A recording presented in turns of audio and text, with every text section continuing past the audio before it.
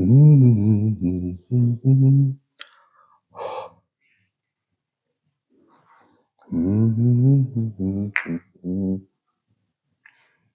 hey. Hi. What? You want to learn how to jump? Good. But what do you mean, jump? Do you mean jumping like this?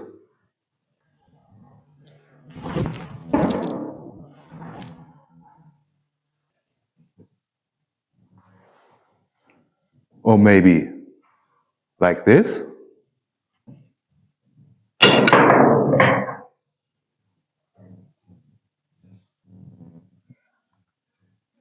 Ah, I see.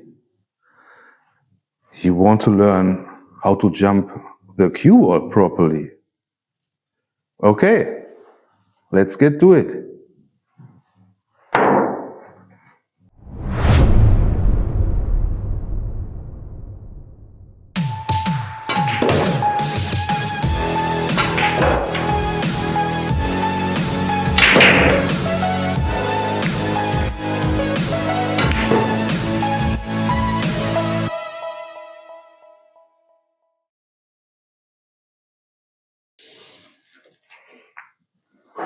Okay, so today we're going to talk about a bit about the proper jump shot.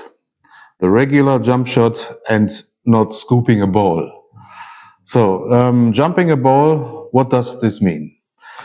Actually, it means that the player hits the cue ball in a certain way, in a certain angle, with so much power that the cue ball release or launch from the table upwards.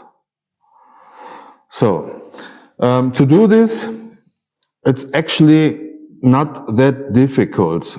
Once you understand how you have to make a proper jump shot, this becomes easy. Just for the jumping, not for targeting, looking, focusing, pocketing balls, you name it. Okay, so scooping a ball is meant when you hit the cue ball under the table. Under the cue ball. I just make it on purpose now. So this was a scoop. Scoop means I hit the cue ball very, very low, and this is actually a foul.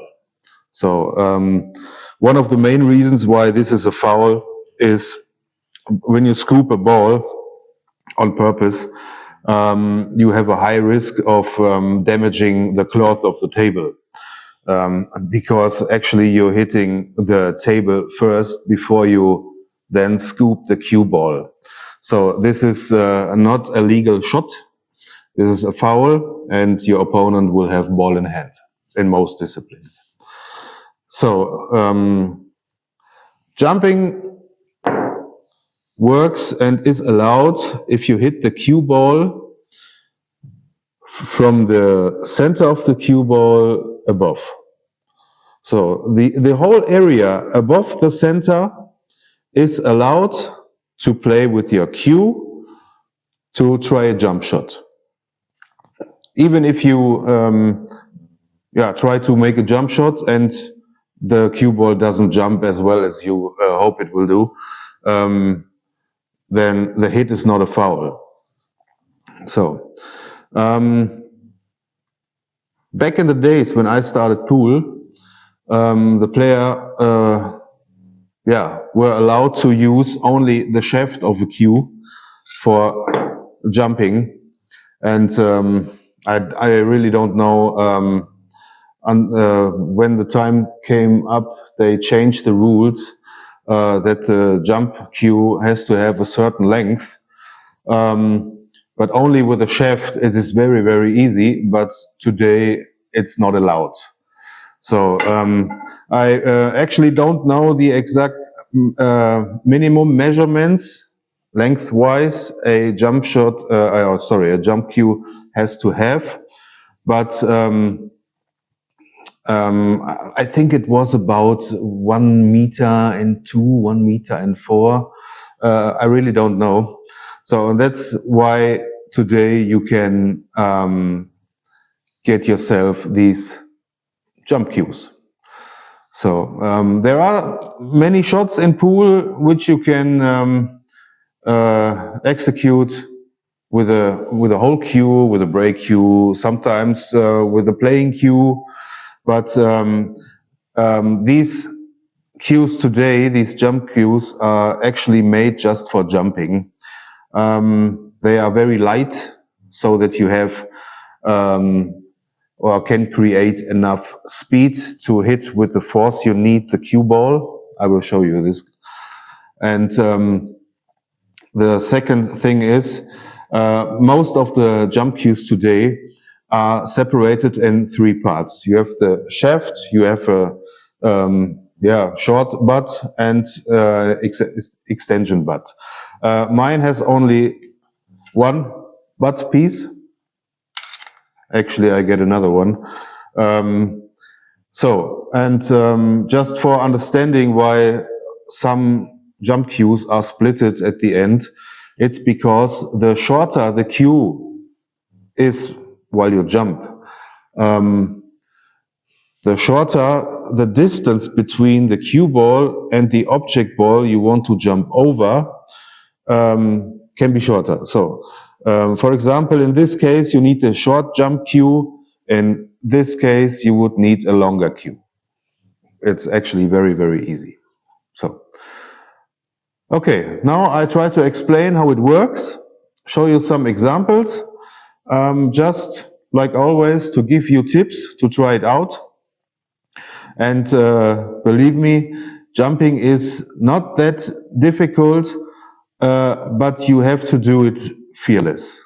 So don't be scared of anything. Don't have fear to make the cue ball, damage the cue ball or something. No. I show you. What I will show you now is just an example how the jump shot does work. So I don't want to make any balls. I would just want you to look at the jump itself. So to start jumping, a good tip or advice is you try to hold your cue in an angle between 40 and 45 degrees. So, and then your target point on the cue ball should be about 1 tip above the center. So in this case, this would be here. So, and the difficulty is now to get so much power on the cue ball to let the cue ball launch up from the table over these object balls. So I do it 1, 2, 3 times in normal speed. Then I show you a slow motion. Then you can see it better what happens while you jump. Okay. So about 45 degrees and boom.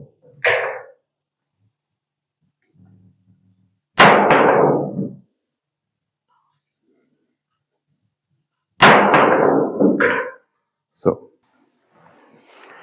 now I will try to give you a close-up, and you will see a slow motion, and then you will see and understand what happens to the cue ball when I jump it.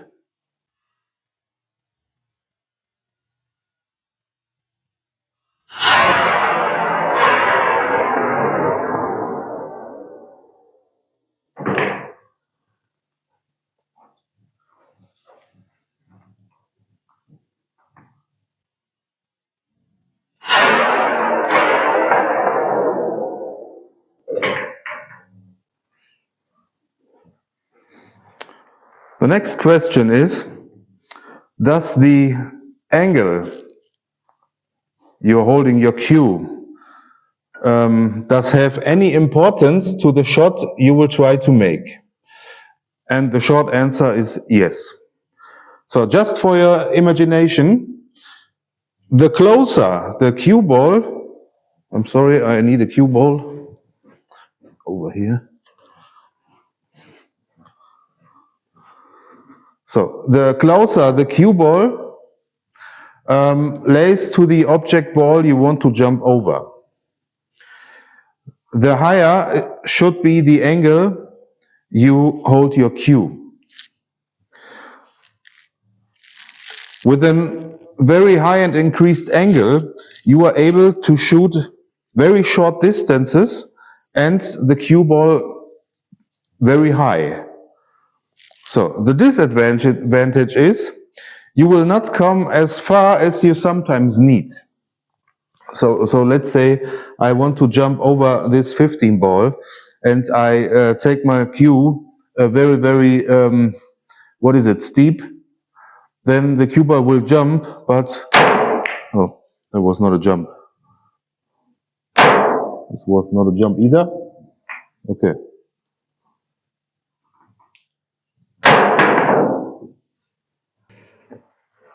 In the next shot, I will use a flatter angle, about 30-35 degrees.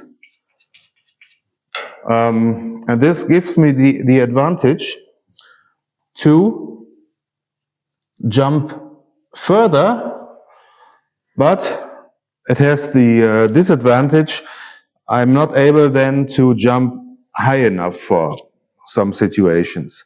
But in this case, my object or my hurdle where I will jump over is quite far away from the cue ball, so I need distance. And now I try to jump over these two balls and try to hit the two ball.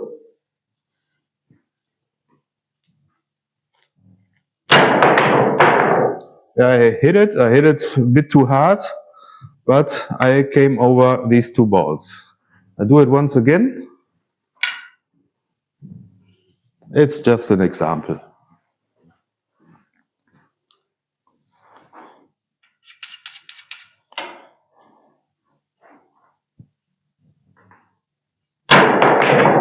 Yep.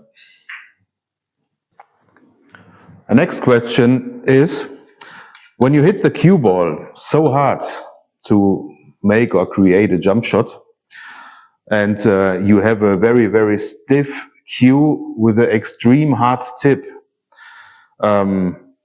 is it possible to apply spin, right, left, follow or draw to the cue ball, or maybe try to stop the ball you want to pocket?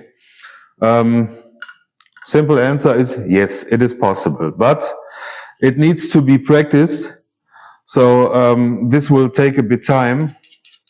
I'm also not making every shot like I want to, but now I try to pocket the one ball, and I try to give a little backspin to the ball.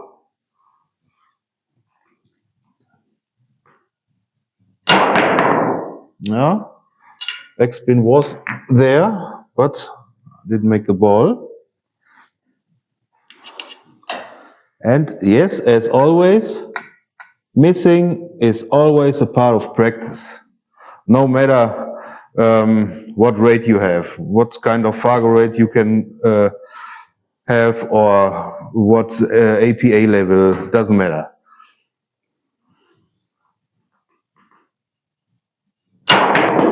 Yep. So now I made the ball and I played a draw jump shot. What can you do to practice your jump shot? So as always, I show you things you can do, you can try out. I don't show you things and I say you have to. No, you don't have to. Find your sweet spot for what you will practice, and I can give you some examples how I practice these shots, or I practiced back in the past when I started making jump shots or any other shot. So I lay a row of object balls in a short distance. Well, let's say it's about 1, 2, 3 balls away from the cue ball. It's a short jump, it's a relatively easy jump, and my goal is just to jump over the balls and pocket the cue ball in the side pocket.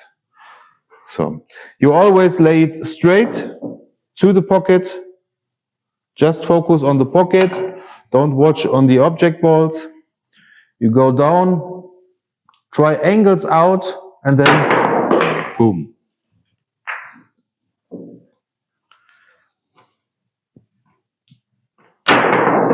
Boom. And as you can see, I don't hit very, very hard. It's because of 2 reasons. Reason number 1 is today's jump shafts are really, really great, and you need not that much effort to create a jump or a break shot or whatever hard shot you need. And the second thing is, watch my video before this one. It's all about the wrist action. And if you are able and understand to apply your wrist into the shot, you are able to apply a bit more action and power on the cue ball. So it's very, very easy, and I'm not shooting that hard, and the cue ball jumps. If I would hit too hard, I think it will fly over the table, and this is not what I want.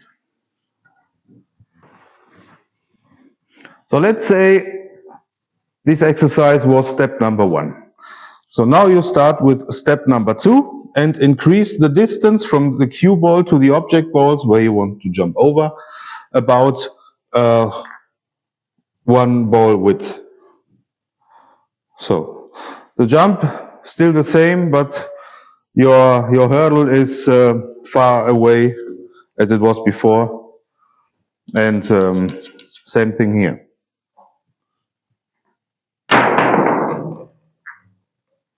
What you can also do, but this is it's totally stupid what I'm doing now, but sometimes it looks cool.